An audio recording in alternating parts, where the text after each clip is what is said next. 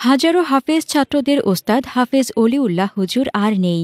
বিজয়নগর প্রতিনিধি মোহাম্মদ শামীম মিয়ার পাঠানো প্রতিবেদনে থাকছে বিস্তারিত।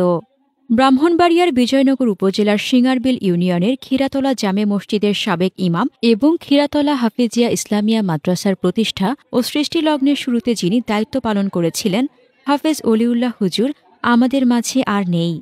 তিনি 2 যুগেরও বেশি সময় এই মসজিদ এবং মাদ্রাসার দায়িত্ব পালন করেছিলেন। এতে হাজারো হাফেজ ছাত্র এই মাদ্রাসা থেকে ওনার হাতে হাফেজ হয়ে পাগড়ি পেয়েছেন। সোমবার রাত আনুমানিক 11টায় ক্ষীরাতলা নিজ বাড়িতে তিনি ইন্তেকাল করেছেন। ইন্না লিল্লাহি অ ইন্না ইলাইহি রাজিউন।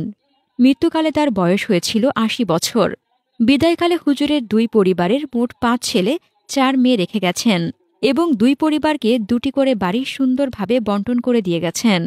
মরহুমের বড় ছেলে হাফেজ মাওলানা বসির আহমেদ জানান, আমার বাবা একজন ভালো মনের মানুষ ছিলেন, হাজারো হাফেজ ছাত্রদের ওস্তাদ এবং একজন ভালো মানুষ গড়ার কারিগর ছিলেন তিনি।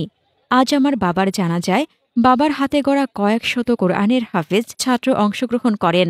আমার দাদাবাড়ি ব্রাহ্মণবাড়িয়া পোয়া নরসিংসা আজ আমাদের ক্ষীরাতলা নিজ গ্রামে বাবার জানাজা সম্পন্ন হয়েছে এবং আমার দাদাবাড়ি ব্রাহ্মণবাড়িয়া পোয়া নরসিংসা আবারও আমার দাদাবাড়িতে দ্বিতীয় জানাজা সম্পন্ন করার পর পারিবারিক গোরস্থানে আমার বাবাকে দাফন করা হবে।